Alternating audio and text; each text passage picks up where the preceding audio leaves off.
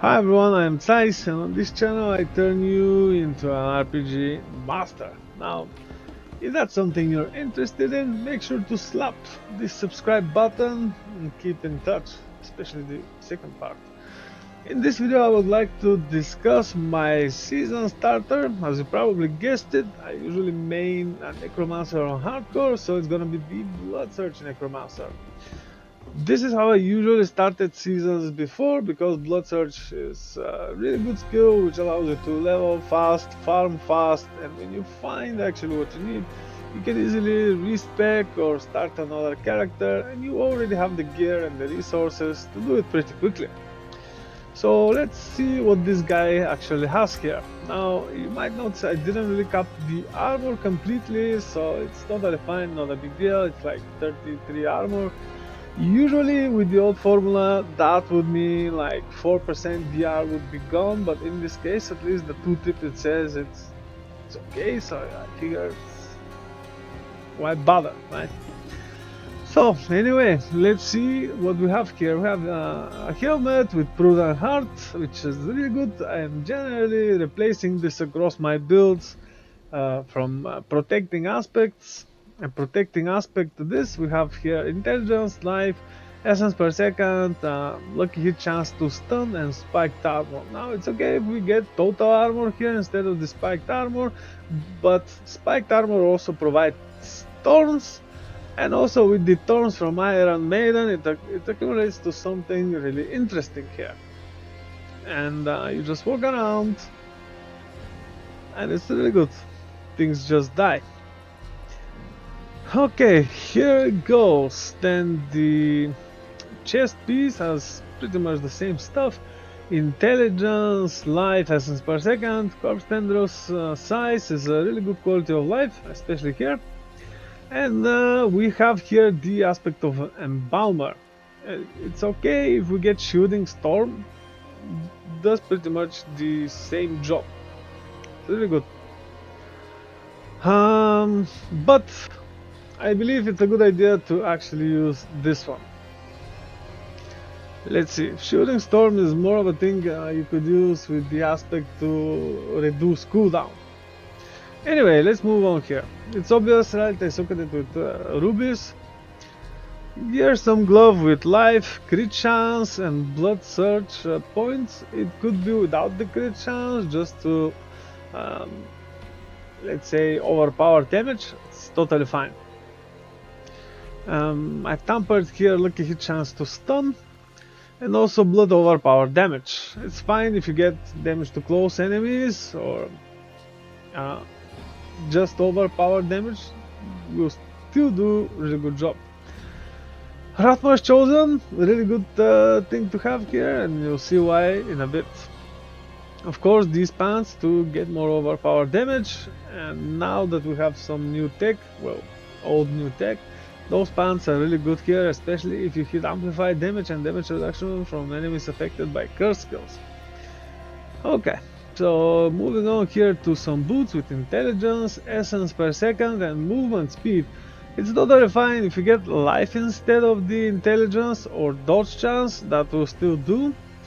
So we tampered here movement speed and corpse tendril size. It could be totally fine if we get chance to stun here or crowd control duration.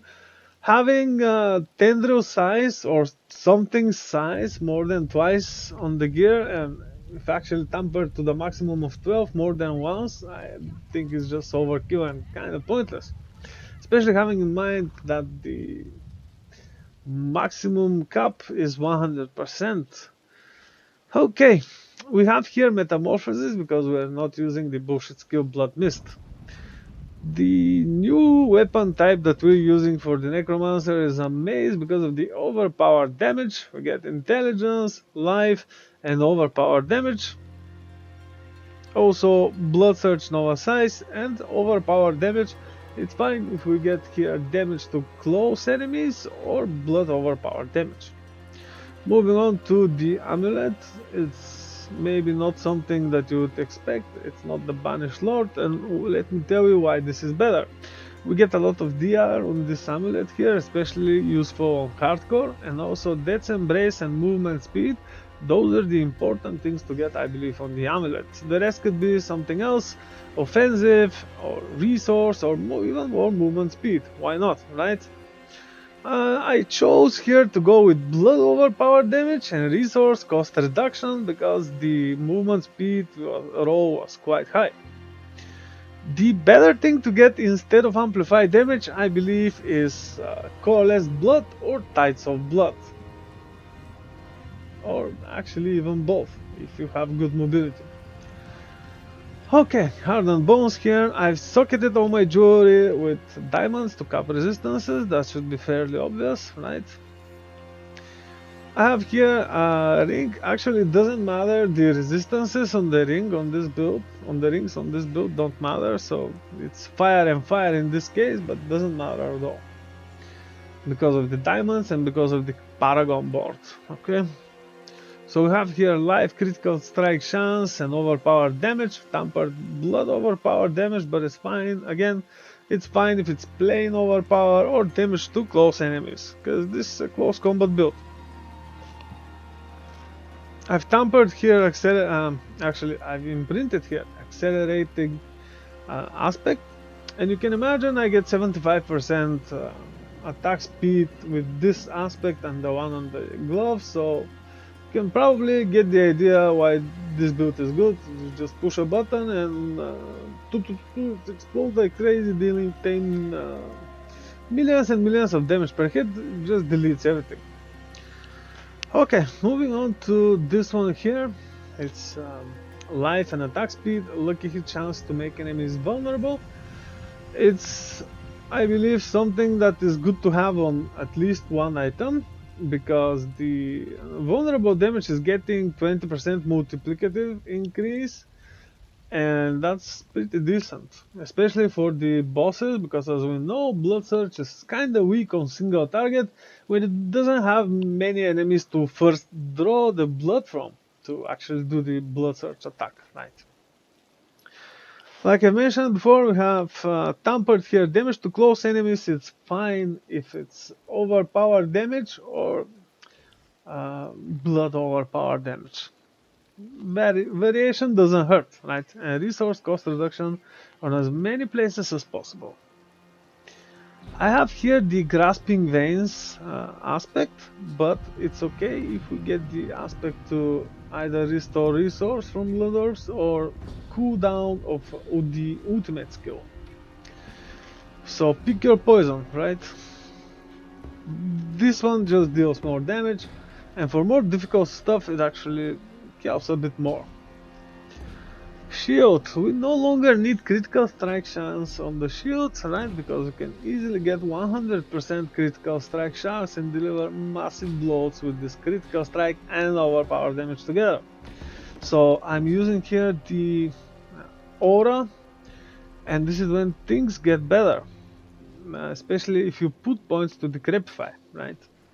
So we have life here, damage and damage reduction. Instead of the life, we could usually get here critical strike chance, but because of grasping veins and bone storm and the high crit chance on the other gear, we don't necessarily need it. Getting to 100 pretty easy. So we also have here chance to stun, spiked armor, and the aura, as I already mentioned. Spiked armor helps a lot with the armor cap.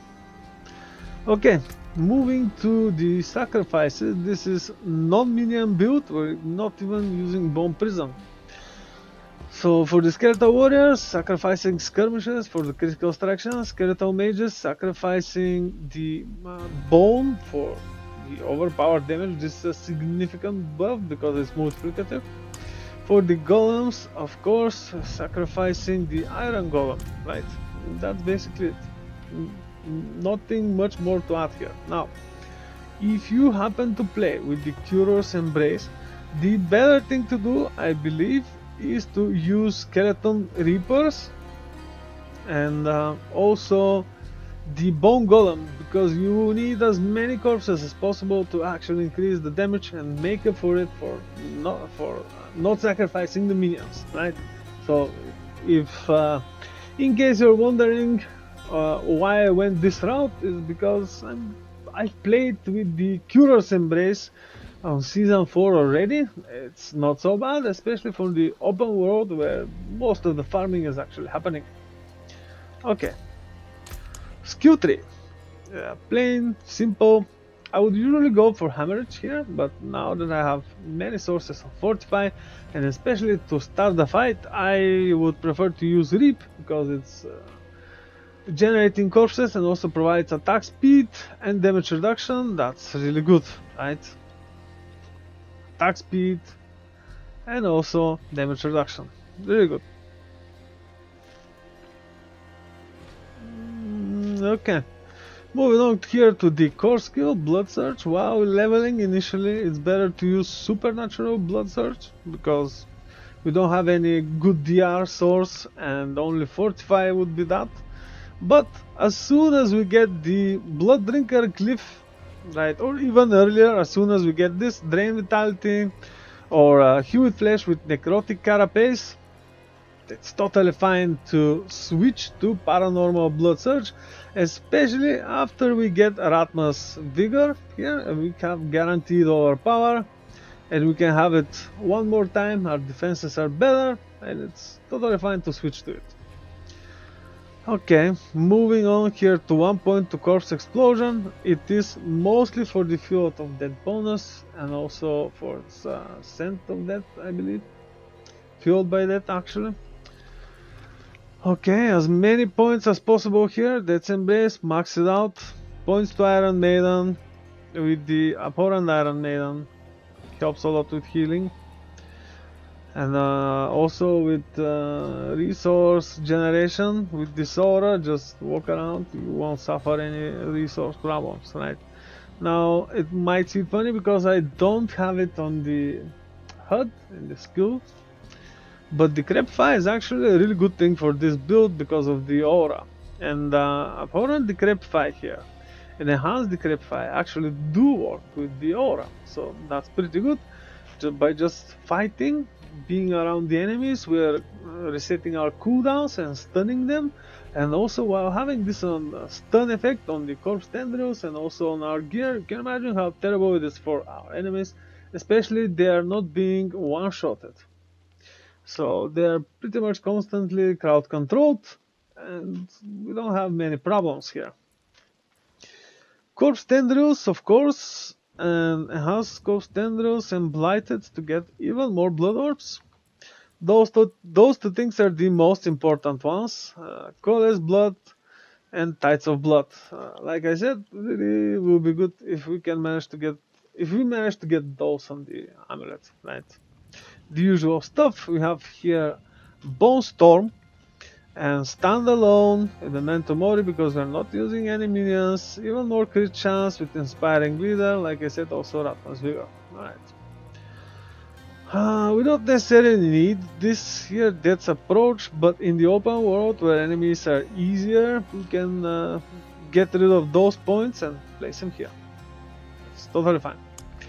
So the Paragon Board is something that I actually changed, because we have here 1, 2, 3, 4, 5, 6 glyphs now, compared to what I used to do before. But now that damage reduction is kind of a problem, I changed things a bit.